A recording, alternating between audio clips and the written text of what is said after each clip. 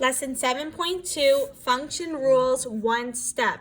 So we have all the steps up here, but I'm just going to go through them down here. So to write one-step equations, Luciana earns $8 per hour walking dogs in her neighborhood.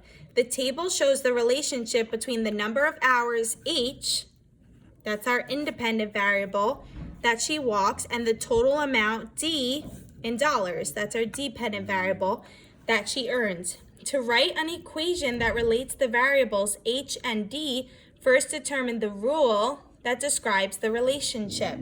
So in this table, unlike the last video, we have our inputs, we have our outputs. We're trying to find the rule. So we want to look for a pattern between our inputs to our outputs. So we have 1 as our input and 8 as our output. So how can we go from an input of 1 to an output of 8? Well, there's only 2 ways. We could multiply 1 by 8. 1 times 8 would give me 8, or I could add 7. 1 plus 7 gives me 8. But now I need to see which of these operations work for all of our inputs and outputs.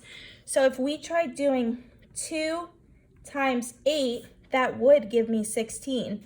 2 plus 7 would give me 9, so that doesn't work. So plus 7 can't be our rule. So let's check if 3 times 8 works. That does give us 24, and 4 times 8 does give us 32. So to make our rule, remember we always have our independent variable in the rule. So our independent variable is H, and we multiplied all of our inputs by 8. So the rule would be 8 times H. So we multiply all of the H values by 8, and that's what's going to give us our output. So then we check 8 times 1, that does give us 8. 8 times 2, that gives us 16. 8 times 3 is 24, and 8 times 4 is 32.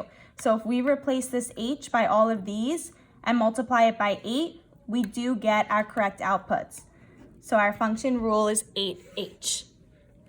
Example 1. The table shows the total cost, C, in dollars of buying T souvenir t-shirts. Write an equation to represent the relationship between C and T. Okay, so step 1, check what operations can be used to go from the first input to the first output. So from here to here, I could do plus 8 or times 9. So I need to see which of these work for all of them. 2 plus 8 would give me 10, not 18. So plus 8 doesn't work. 2 times 9 works with all of them. 3 times 9 is 27. 4 times 9 is 36. 5 times 9 is 45. So I have to use my independent variable T and multiply it by 9, because that's what I did with all these values of T. So my rule is going to be 9T. So this is the rule. Now to make it into an equation, we need to add an equal sign. So 9T is our rule. That equals, and then we use the dependent variable. That equals the dependent variable C. So this is how we make it into an equation. So this one up here is the rule.